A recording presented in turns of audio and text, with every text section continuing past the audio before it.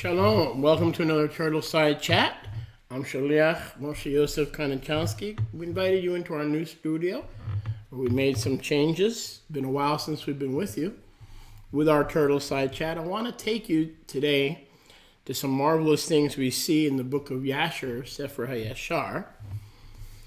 And I want to take you to Sefer Yahshar, the book of Jasher, and I want you to go to verse 17. There's some marvelous things here that's going to show us how the enemy lies. Okay, now we know that the enemy is a liar, but he lies about all kind of truth, against truth, and marriage and all kind of marriages. Now you and I have been told that according to the Torah, Lamech was the so-called first man to be mentioned that had more than one wife. His name was Lamech. And according to the Torah, that he was a murderer, that he was a wicked man, that he was an unjust man. And that's really all the conclusions that one can arrive from based on what the book of Genesis tells us in the Torah. That allegedly this man Lamech, who was the first man listed, now that doesn't mean he was the first man to have more than one wife, but he was the first man that was listed. And therefore, allegedly, he was not only a murderer, but obviously an evil man because he was a murderer. And thus, the institution of Torah-based kadosh, plural marriage, is wicked. And so one error leads to another. One lie leads to another. One falsehood leads to another. So it's necessary for us to have a second witness, and thankfully Yahuwah has provided for us a second witness. And we find that second witness in the Sefer Yahshar. Again, I want to welcome you to another Turtle Side Chat. It's been a while since we've been together. I hope you missed me, and I missed you.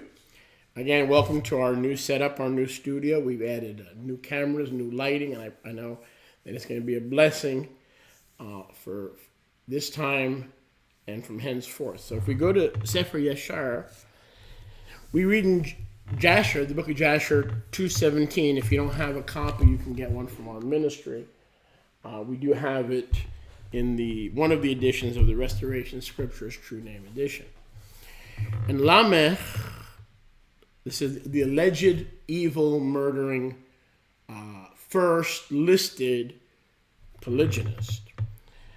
And Lamech, son of Methusa-El, became related to Canaan, not Canaan, but another man by the name of Canaan by marriage. And he took Canaan's two daughters, both his daughters, for his wives.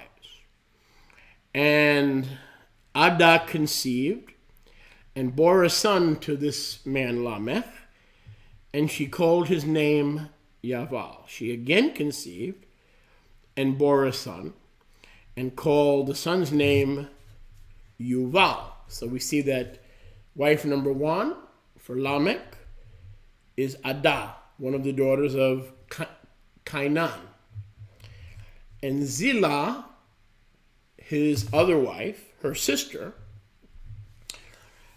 was barren in those yamim, in those days, and had no offspring. For in those yamim, verse 19, I'm reading from Jasher 2:19. For in those days, the sons of man began to trespass against Elohim and to transgress the mitzvot, the commandments, that he had commanded to Adam, to be fruitful and to multiply on the earth. So first, it gives you the scenario of Lamech marrying the two daughters who were sisters of this man Canaan. This is not Canaan. Okay, let's take that out of our head. And he had two sons with Adah, no children with Zillah, his second wife, her sister.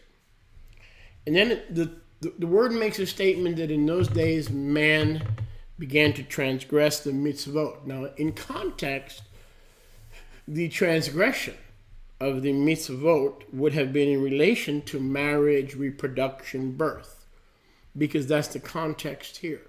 The context is in regard to marriage, reproduction, and birth. 19. For in those yamim the sons of man began to trespass against Elohim, and to transgress the commandments that he had revealed or had previously commanded to Adam, as in Adam v'Chava, Adam and Eve. So obviously, Adam knew more than one commandment. We assume from Torah that he knew the first commandment. You may eat of all the trees in the garden, but from the tree of the knowledge of good and evil you cannot eat. But here it says that Yahweh Elohim gave him other mitzvot, which he himself personally commanded to Adam, to be fruitful and to multiply on the earth. So he had given him certain commandments. Notice, he had given him certain commandments in which it was permitted for man to multiply on the earth. So you would think that if the institution of polygyny was evil and wicked, as you and I have been taught, and that Lamech was a wicked, evil man that was manifest by the fact that he became a murderer. This is where the Torah would say, or the book of Jasher would say, that this was his wickedness. That his wickedness was in having 2 wives rather than 1. But it's interesting that it says the wickedness in those days was not regarding whether the man had 1, 2, 3, 4, or 5 wives. The wickedness in those days was related to something about being fruitful and multiplying. Okay, something about what we're about to read in the Word of Yahweh. And we believe that Sefer Yahshar is part of the Word of Yahweh and has been properly restored as such by our ministry, as you can find in the Restoration Scriptures True Name Edition. And we see here that the transgression came in regards to how man began to multiply on the earth, not regarding to the institution of how many covenants or how many wives. So that's line number 1 that is being exposed here. Line number 2 you're going to get to in a second. The prevailing understanding from the Messianic Hebrew roots Christian movement, all the movements of men, is that the first mention of a man with more than 1 wife is this Lamech, son of Methusa-El, who married into the family of Canaan. Okay? And we see that evil being manifest, that he was a murderer. So obviously, if he was a murderer, the theory and the allegations go that he didn't know how to treat his marriage. He didn't know how to treat his wives, and his wives were fighting, and there was all kind of dissension going on. And so naturally, he was a murderer. Well, before we continue, point number 1, of course, being that last time I checked, the first murderer was Cain. And last time I checked, Cain is not listed how many wives he had, so more than likely he had 1. So he was probably monogamous. Last time I checked, Adam and Eve were allegedly monogamous, okay? So original sin, evil, visited the whole human race through monogamy, and the first listed murderer, again, the first listed murderer was most likely monogamous, Cain, who married Mrs. Cain. A lot of people have wondered who Mrs. Cain is. That's quite obvious. It was one of his sisters, okay? Because in those days, there was nothing unkosher. Like the book of Romans tells us, where there is no Torah, there is no transgression of Torah. You can only have transgression of Torah when there's an existing Torah. But there was an existing Torah in Jasher 2:19 regarding how men were supposed to be fruitful and multiply on the earth. And then it goes on, fortunately we don't have to guess.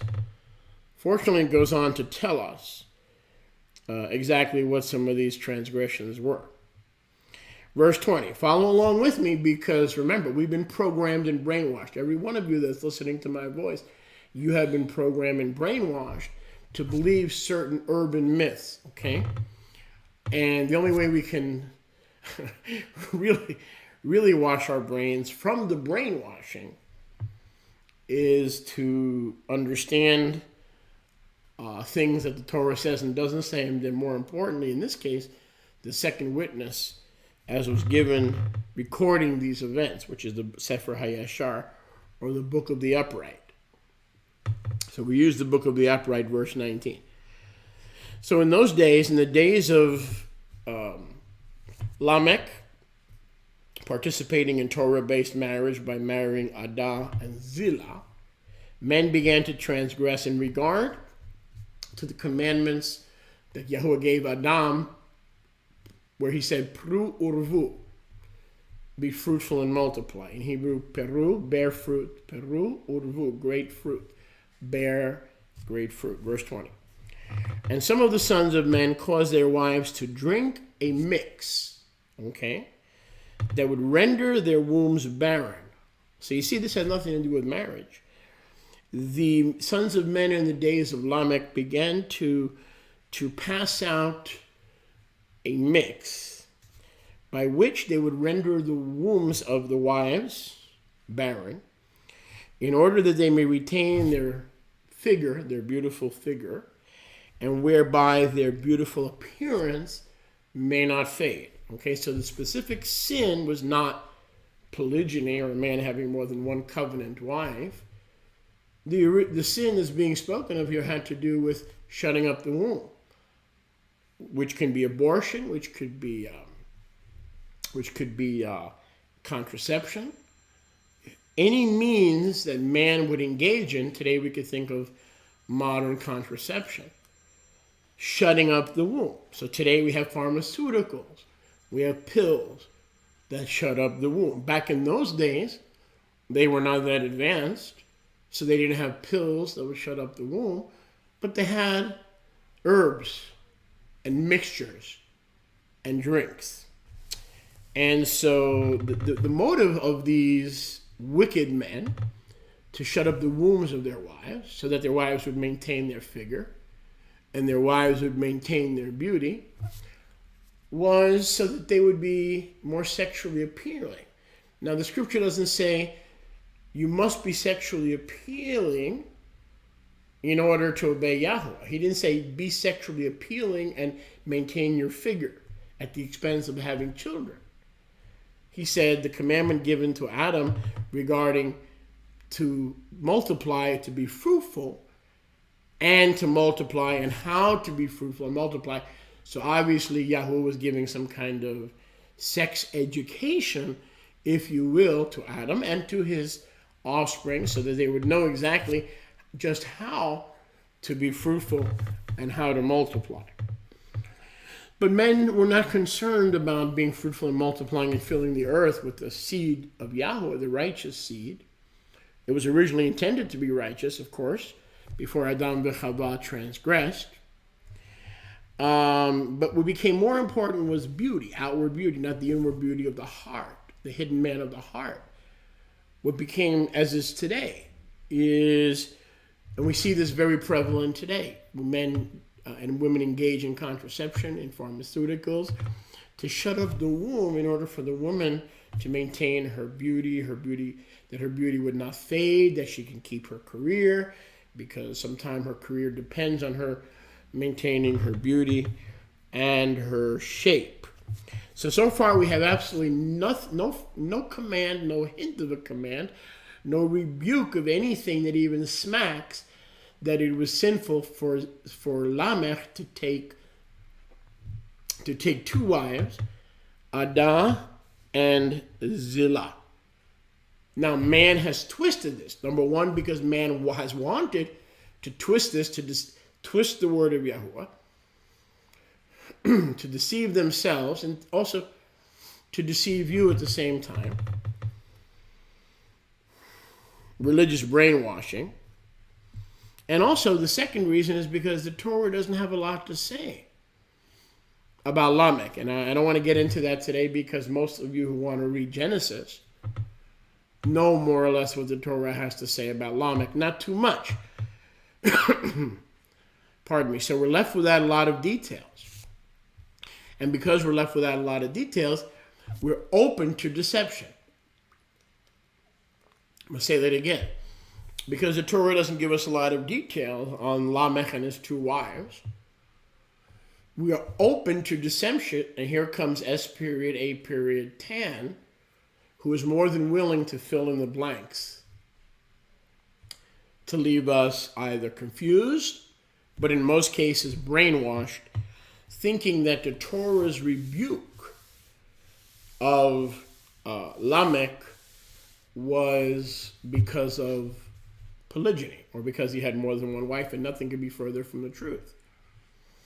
Because in the Torah, it only says that Lamech killed a man.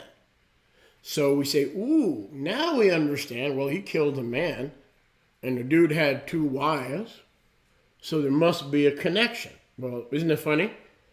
They don't make that connection with Cain, who was a murderer, the first murderer, and they don't make that connection with Adam and Eve, the first monogamists, who brought sin into the bloodline of the entire human race. That's the darkness of our counsel, the darkness of our mind, which is reinforced through the oft-repeated lie. People say if you tell a lie often enough, it becomes so perverted and so clouded that eventually it is received and taken as truth. So the sin that the scriptures speak about is man's manipulation of the birthing process. We see that today through birth control, stopping conception, through contraception, as well as the ultimate murder of abortion. Verse 21. And when the sons of men caused some of their wives to drink, Zillah drank with them. Notice. So it is possible that Lamech, being among the sons of men, got caught up into this wickedness, causing his wife to drink the mixture or the potion where the drink would cause her to remain barren, but at the same time allow her to maintain her beauty and her appearance, that her beauty and her appearance would not fade, you see? So this has absolutely nothing whatsoever to do with either the virtues of monogamy or polygyny, or that either one of them is better than the other or sinful, more sinful, because this is not the issue here. So if there is a sin, it is this. It says, Zillah drank with them. So Lamech had Adah and Lamech had Zillah. Adah bore 2 children. Zillah drank with them. So it is possible that Lamech either oversaw that, he already had 2 children, didn't want more, or he wanted Zillah to maintain her appearance, her beauty. And the childbearing women appeared abominable in the sight of their husbands, as if they were widows.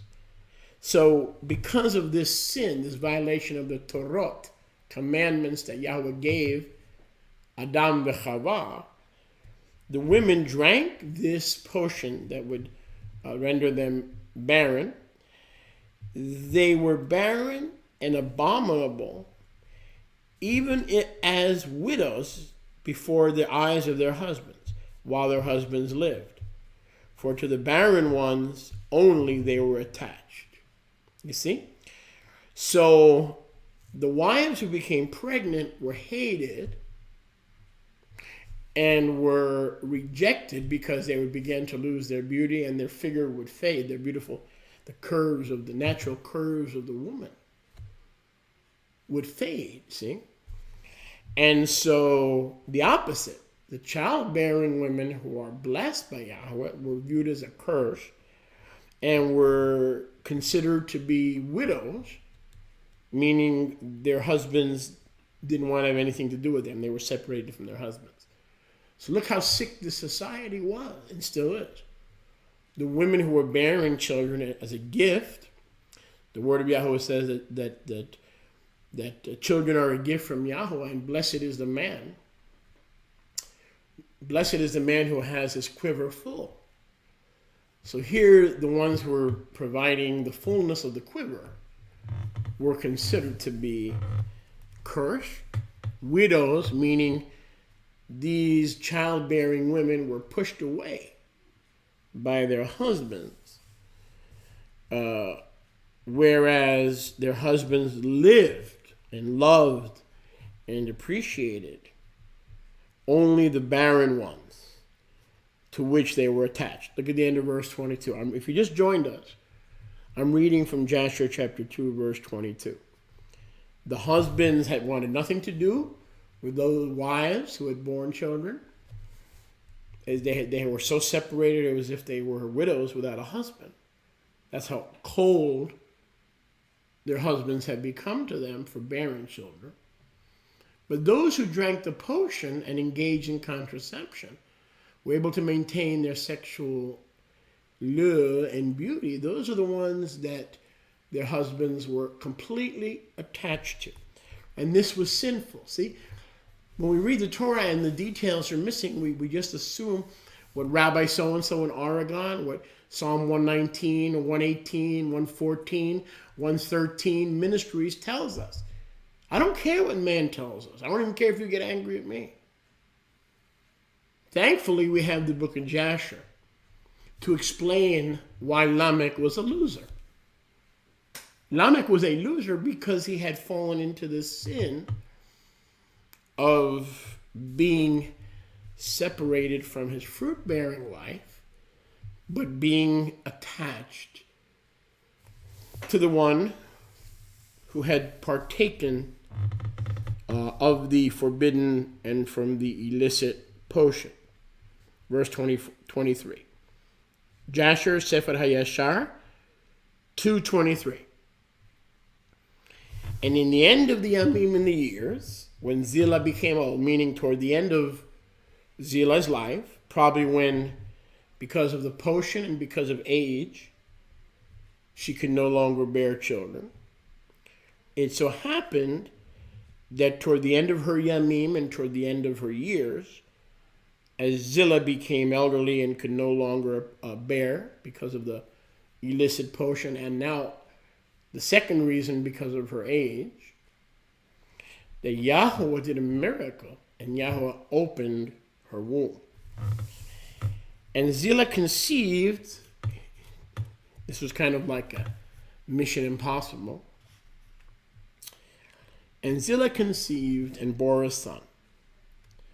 And she called the son's name Tuval Cain, saying, after I had withered away and my womb was closed because of old age and the potion in my young age, I have obtained him from the Almighty Elohim. Notice, she bore a son and called his name Tuval Cain, or he said in the King James, King Jimmy, Tubal Cain. But in the natural Hebrew, it's Tuval Cain.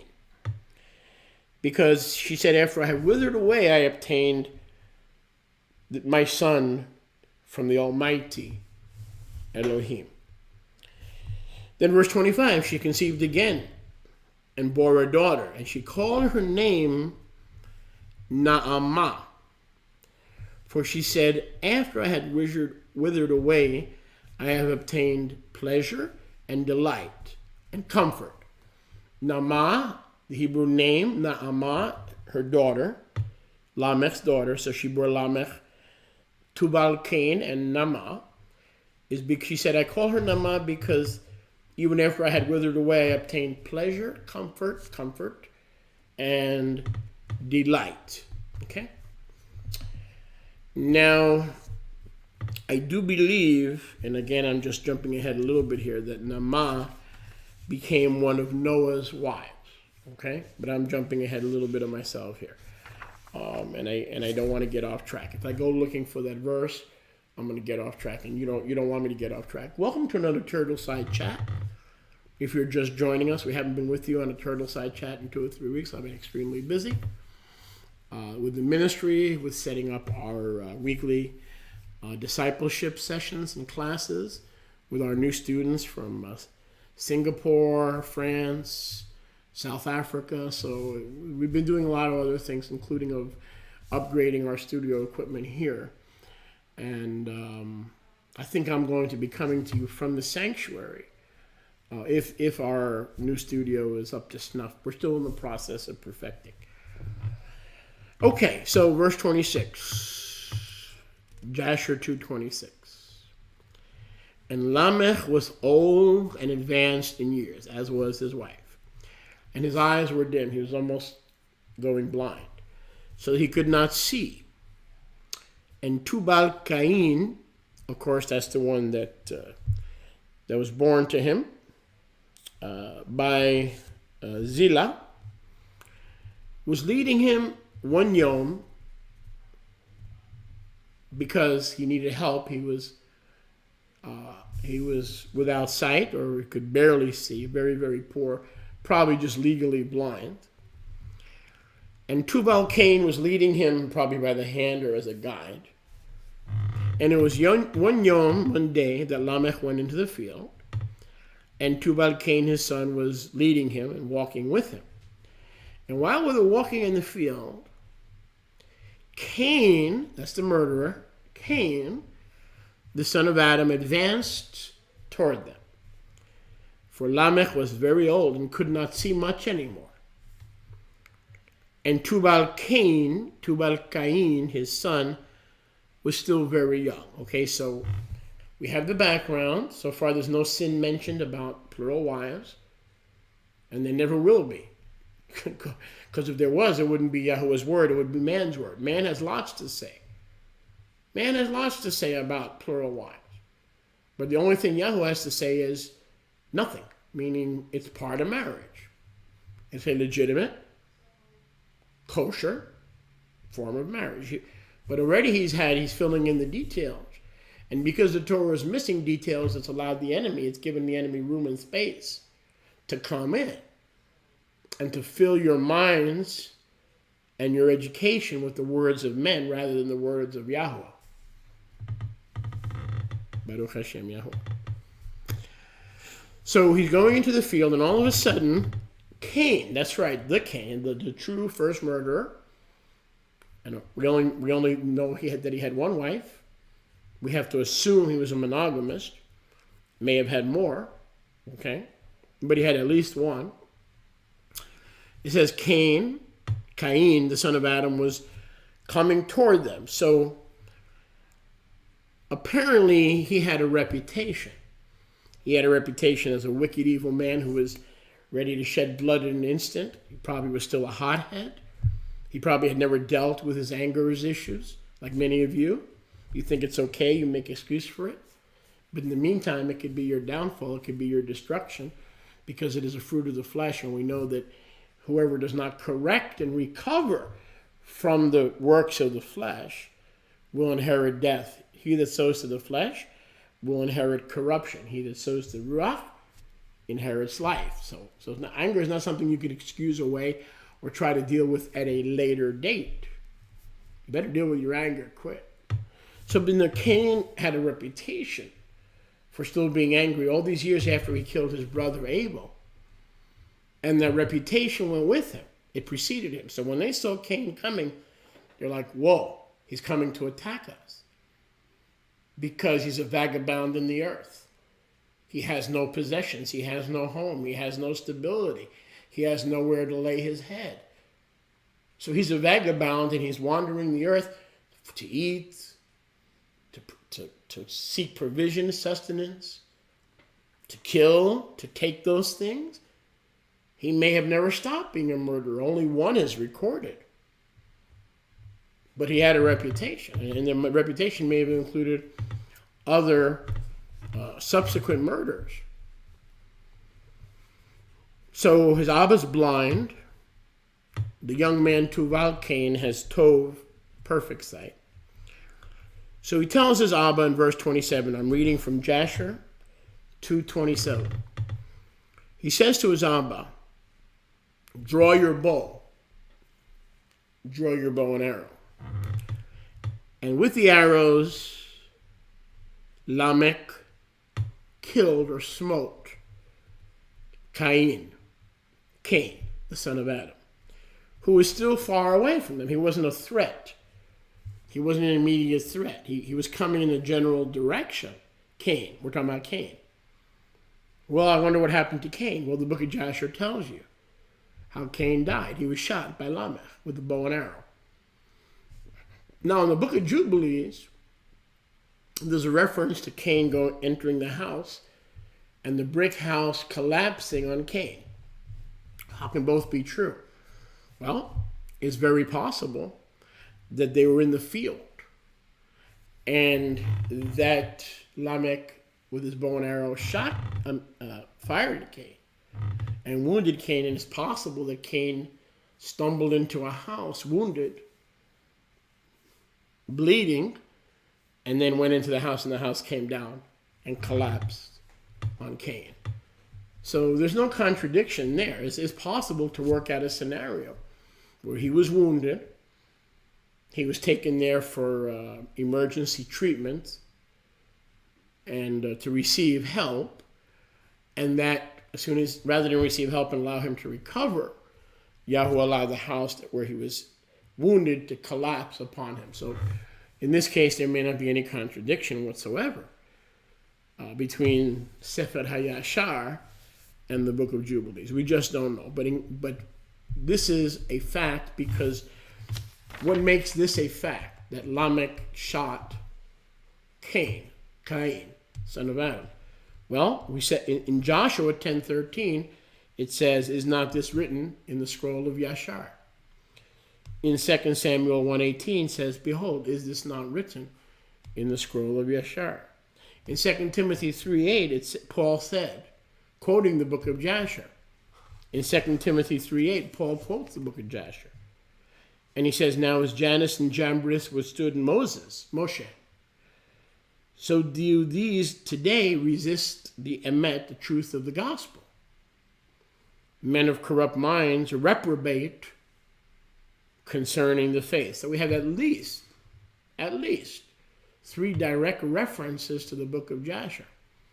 So if the book of Jasher is so important, we could assume that somehow, some way, Yahweh chose to preserve the book. So here we have Lamech injuring Cain because he was blind, legally blind, and because he was following his guide, his son, the much-loved Tubal-Cain. Verse 28. And the arrows entered Cain's body, although he was still distant from them, and he fell to the ground and died. Okay, so again, it is possible that he was hit. He walked into a shelter or to some kind of house, and he bled to death, and then as a second mark, a punishment, the house fell. That's all possible. Verse 29. I'm reading from Sefer Yahshar 2:29. And Yahweh required or repaid Cain's evil according to his own wickedness, which he had done to his brother Abel, according to the word of Yahuwah that he had spoken. So he had spoken that he would bring retribution 7-fold upon Cain, which is perfect, complete, and total judgment for the murder that he had committed against his brother Abel. And I'm going to read verse 30, and then we're going to have to close. We're going to do part 2 of this very, very important study of Lamech and the truth about his wives, Adah and Zillah. Very, very important that we have a proper perspective here. Because if we set precedent, if we have a wrong presumption, our conclusion is always going to be wrong. And we have 99% of you have come to a wrong conclusion about marriage and about this individual as being an evil man. Lamech was not a wicked man. Lamech was not an evil man. He was blind. He killed a man in his blindness. But he didn't just kill a man. He killed Cain. Okay, this was not premeditated murder where he started shooting, God forbid, on a school bus, innocent children. This man was not innocent. Lamech was Yahuwah's tool. He was Yahuwah's tool to avenge retribution upon Cain for what he did to Abel. Okay, the Torah doesn't give you that. So you're left to the only conclusion possible that all these pastors are going to fill your brains with, that, Lamech was the murderer. And the reason he murdered because he was an evil man. Well, what made him an evil man? Because he was a polygynist. He had more than one wife. So because he had more than one wife, he was already evil. And therefore, he was a murderer, just showing you that there's a connection. There's supposedly, allegedly, a connection between how many wives he had and the fact that he was a murderer. When nothing could be further from the truth. The man was blind. He couldn't see. But Yahweh allowed the arrow to travel a long distance, probably much further than it can go in the natural, to kill Cain, to fulfill his vengeance upon Cain. The true first murderer, who, as I said earlier, was a monogamist. So what? That has nothing to do with anything. I'm just trying to make a point. Then you're going to get that point. And so Lamech, as we're going to see in our part 2 of this teaching, which we don't have time for today, was actually a very good man. He was a very righteous man. Perhaps the only evil thing that he had done was allow or force his wife to drink the potion which would make her barren at a young age, in order for her to keep her figure and to keep her beauty. Now, I'll just leave you with this because it's very interesting. So Cain died. It's very important in verse 29 to understand that Cain was killed by Lamech and by Tubal-Cain, his son, according to the word of Yahuwah. So he wasn't some nut who murdered people and therefore was evil because he was a polygamist. Stop thinking and start having the mind of Yahweh. It says that Cain, the son of Adam, was killed by the authority of the word of Yahweh, meaning that Lamech was a righteous in his blindness. Yahweh used his blindness to be a righteous instrument in divine vengeance. Vengeance is mine, says Yahweh, I will repay upon the first murderer in the human race. We pray you've enjoyed this Turtle Side chat. We're going to get right back to continue this in part 2 as soon as we can. So thank you. Don't forget to review these teachings, share them, and we'll be back with you soon, Yah willing, for another Turtle Side chat.